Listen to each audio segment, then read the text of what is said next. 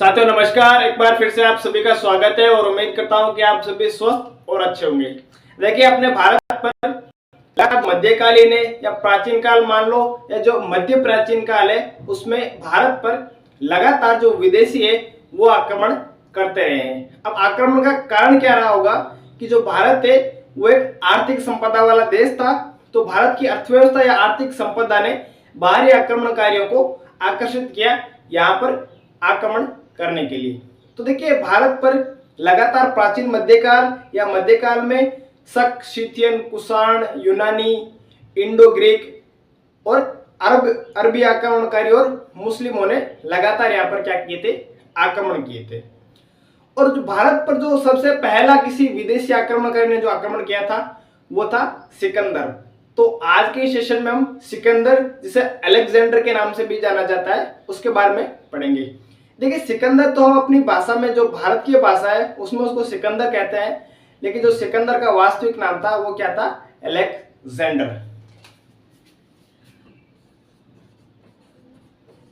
Alexander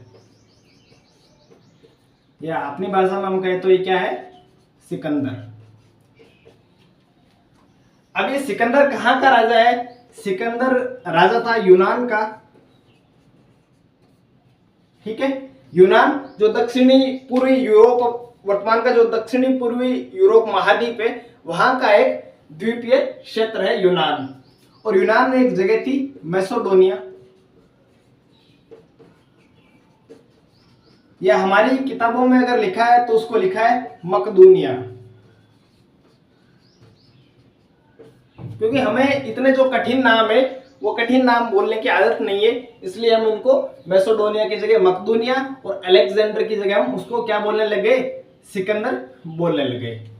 और Alexander का और नाम क्या मिलता है, अलेक्जेंडर मैसेडोनिया उसका और नाम मिलता है। ठीक है, ये जो अलेक्जेंडर या जो सिकंदर है वो पुत्र था यूनान के राजा फिलिप द्वितीय का पुत्र।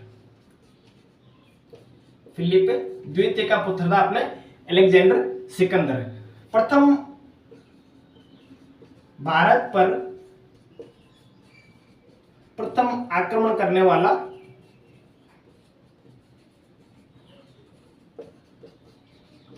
विदेशी शासक अगर वो कोई है तो वो कौन है, अपने अलेक्जेंडर यानी सिकंदर। ठीक है, अब सिकंदर का जो जन्म होता है वो 356 ईसा पूर्व है, ईस्वी नहीं है, 356 ईसा पूर्व है, यानी बिफोर क्राइस्ट, यानी ईसा के जन्म से भी 356 साल पहले की ये क्या है, घटना है, जब सिकंदर का क्या होता है, जन्म होता है। अब जब सिकंदर 20 साल का था, जब सिकंदर की उम्र 20 साल थी, तो सिकंदर के पिता का कोई एक अंगरक्षक था, जिसे वर्तमान की भाषा में हम कहें तो बॉडीगार्ड। उस बॉडीगार्ड ने फिलिप द्वितीय की क्या कर दी, हत्या कर दी, फिलिप द्वितीय को मार दिया। तो मार देने से जो ये मैसेडोनिया है, ये जो ये यूनान है, इसमें क्या हो गई, आंतरिक अशांति हो गई। आंतरिक अशांति, या यूं हम कहें तो यहाँ पर क्या उत्पन्न हो गया, यहाँ पर एक तरह से विद्रोह यहाँ पर उत्पन्न हो गया था। तो अब सिकंदर जब राजा बना तो वो मात्र 20 साल का राजा है। आज मेरी उम्र भी 25 साल है, जब सिकंदर राजा बना था तो वो मेरे से भी छोटा था। आज मेरा सौभाग्य है कि मैं उस जैसे महान शासक को पढ़ा रहा हूं। ठीक है, हालांकि भारत पर उसने आक्रमण किया, लेकिन उसका जो खुद की अगर कोई चीजें हम उसकी देखेंगे, है ना, कि उसमें कितनी महत्वाकांक्षा थी, किसी चीज को लेकर, किसी चीज को सीखने को लेकर कितनी महत्वाकांक्षा थी, तो उस संदर्भ में उसको हमेशा महान माना जाए। अच्छा हाँ, उसका गुरु था अरस्तु। अरस्तु जो एक महान दार्शनिक था, है ना। तो अलेक्जेंडर को युद्ध के साथ साथ इतिहास, अर्थव्यवस्था, ऐसी चीजों का भी नॉलेज था। ठीक है, तो ये चीजें भी आप ध्यान रखिए।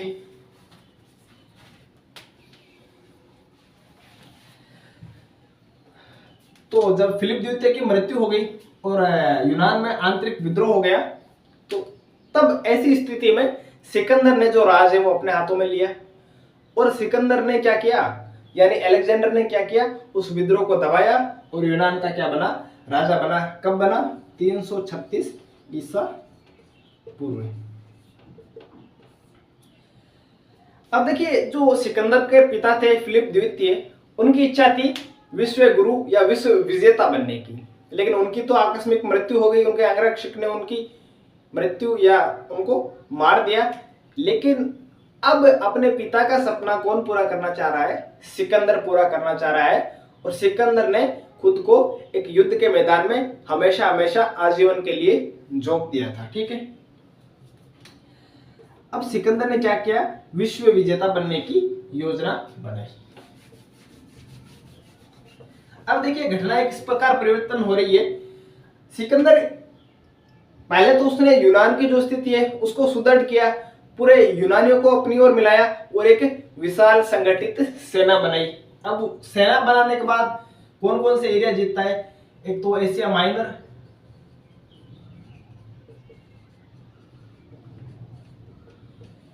भूमध्य सागर के जितने भी क्षेत्र हैं, और कौन क्या जीता? मिस्र। ये जीतने के बाद वो कहां बढ़ा? ईरान की तरफ, इससे फारस, पुरानी भाषा में पारस या फारस भी ईरान को कहा जाता है। और इस समय ईरान का राजा था डेरियस तृतीय। डेरियस तृतीय, और इसे हम अपनी लोकल भाषा में डेरियस को दारा कहने लग गए, तो कई किताबों में आपको दारा तृतीय भी ये देखने को मिल जाएगा। ठीक है, अब देखिए, जो ईरान के पहले के राजा थे, जो डेरियस से पहले के जितने भी राजा थे, वो राजा क्या थे? शक्तिशाली। लेकिन जो डेरियस था, डेरियस इतना शक्तिशाली नहीं था, और ईरान की जो आंतरिक स्थिति वो भी अच्छी नहीं थी। इस मौके का फायदा उठा के ये क्या करता है? यहाँ पर सिकंदर ईरान पर आक्रमण करता है। डेरियस तृतीय को क्या करता है? पराजित कर देता है और ईरान को अपनी ओर मिला लेता है। ईरान जीतने के बाद में ये बंदा आगे बढ़ता है, सीरिया पर कब्जा करता है, सीरियस पे, फिर सिस्तान पे कब्जा करता है। ये कब्जा करते करते वो अब कहां पे आ जा रहा है? अपने अफगानिस्तान में काबुल, नहीं सॉरी, कंधार। और कंधार में आने पर इसका सामना होता है एक अशोक नाम की प्रजाति से। ये एक जाति थी जो वनों में निवास करती थी, और इसके राजा थे अश्वकर्ण। ये जो अश्वक जाति है, काफी दिनों तक इसने सिकंदर को रोके रखा। ठीक है, और लड़ते रहे। फाइनली इनके बीच में समझौता हो गया, क्योंकि अश्वक जाति के लोग भी कम थे, सिकंदर के लोग ज्यादा थे, लड़ नहीं सकते। और लेकिन समझौता होने के बाद जब ये लोग अपने क्षेत्र में वापस जा रहे थे, तब जो सिकंदर है या अलेक्जेंडर, इसने इनको निर्दयता पूर्वक मरवा दिया था, है ना। जिस मतलब इस कृत्य की जो या इस घटना की जो निंदा है वो हमेशा की जाती है। ठीक है, कंधार के बाद में ये बंदा आगे बढ़ता है बुल्क, बुखारा। ठीक है, फिर काबुल, और यहां पर एक जगह बसाता है, उस जगह का नाम है अलेक्जेंड्रिया या फिर कंधार, नहीं सॉरी, अलेक्जेंड्रिया या सिकंदरिया उस जगह का नाम था। ठीक है, तो मैं यहां से मिटा देता हूं।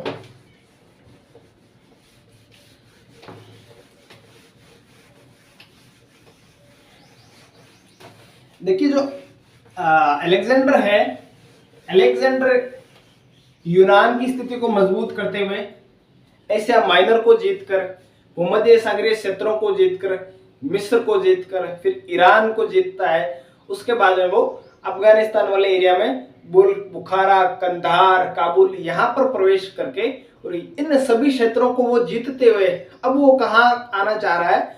अब वो आना चाह रहा है भारत में आना चाह रहा है। ठीक है, अब देखिए, भारत पर सिकंदर का आक्रमण है।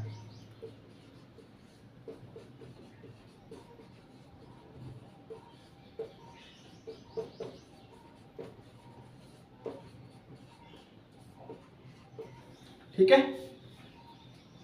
अब बंदा वो प्रवेश कर रहा है, भारत में प्रवेश कर रहा है।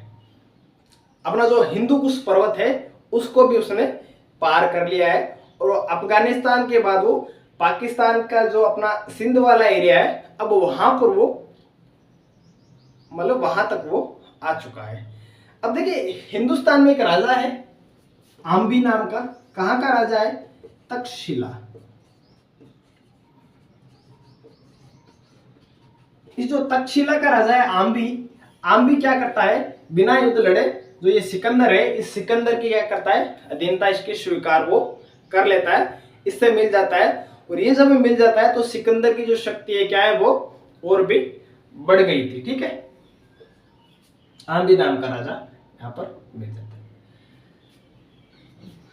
अब देखिए, वो जब सिंधु नदी को पार कर लेता है, सिंधु नदी जो सिंध में चलती है, ठीक है, जो भारत और पाकिस्तान के बीच विवाद का विषय भी अभी जल समझौते को लेकर बना हुआ है, ये वही सिंधु नदी है।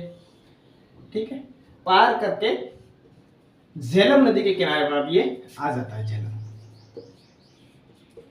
और इस झेलम नदी के तट पर पंजाब का राजा है पोरस, जो बहुत ही शक्तिशाली राजा है, और जिसे पुरु के नाम से भी जाना जाता था, वर्सेस सिकंदर यानी अलेक्जेंडर के बीच ये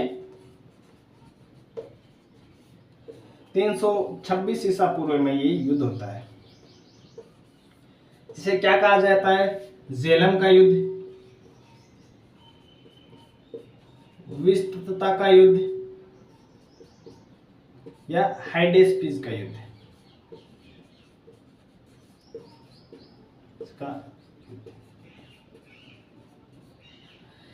देखिए, जब ये युद्ध शुरू हुआ था तो इस युद्ध के शुरू होने से पहले बारिश हो चुकी थी, और जो सिकंदर की प्लानिंग है वो पोरस से ज्यादा बेटर थी।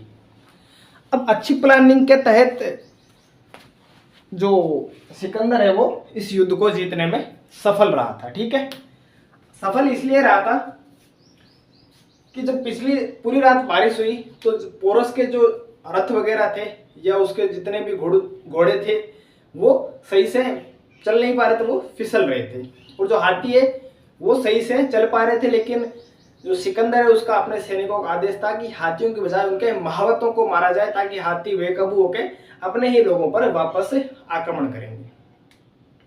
देखिए, जो पोरस है वो भी इस युद्ध को बहुत ही शानदार तरीके से, साहसपूर्ण तरीके से वो इस युद्ध को लड़ा था। लेकिन अब जो काफी लोग हैं वो इस पोरस से भी परेशान थे, तो वो लोग भी अलेक्जेंडर की ओर मिल गए थे। लेकिन अंत में पोरस को क्या पकड़ लिया गया, और जब सिकंदर के सामने इस पोरस को प्रस्तुत किया गया तो सिकंदर ने पूछा कि तुम्हारे साथ क्या व्यवहार किया जाए। तो पोरस ने बड़ी निडरता पूर्वक जवाब दिया कि मेरे साथ वैसा ही व्यवहार किया जाए जैसा एक राजा दूसरे राजा के साथ करता है। तो सिकंदर है वो पोरस की जो निडरता है या जो साहस है उससे बहुत प्रभावित था, और इन दोनों में क्या हो जाती है, संधि हो जाती है, और ये जो पंजाब का राज्य है वापस पोरस को लौटा दिया जाता है। अब क्या करता है जो सिकंदर है वो आगे बढ़ता है, और आगे बढ़ता वो व्यास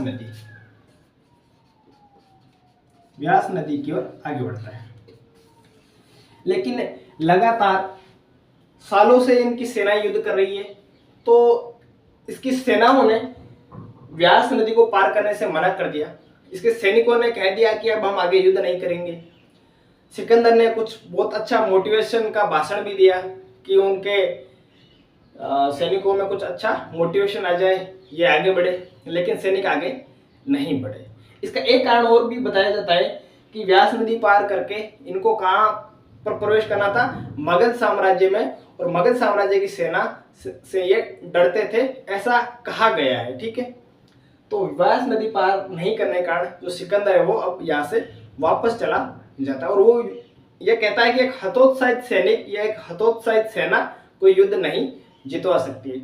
और इस बीच जब सिकंदर यहाँ से वापस यूनान जा रहा था तो इस बीच में सिकंदर की मृत्यु हो जाती है। ठीक है, जो ये था सिकंदर के बारे में। देखिए, सिकंदर अपने जो पोरस है उसको क्यों हरा पाया, क्योंकि अपने भारत के जितने भी जो छोटे छोटे राज्य थे वो एक नहीं थे, वो खुद अपने सीमाओं का प्रसार करना चाह रहे थे। भारत की आर्थिक दशा है ना, अर्थव्यवस्था से परिपूर्ण देश है, आर्थिक संपदा से परिपूर्ण देश है, वो भी सिकंदर को आकर्षित कर रही है और यहाँ के कुछ राजा उसका साथ दे रहे हैं, जिसके कारण यहाँ पर सिकंदर का जो अभियान है वो सफल हो पाया था। धन्यवाद।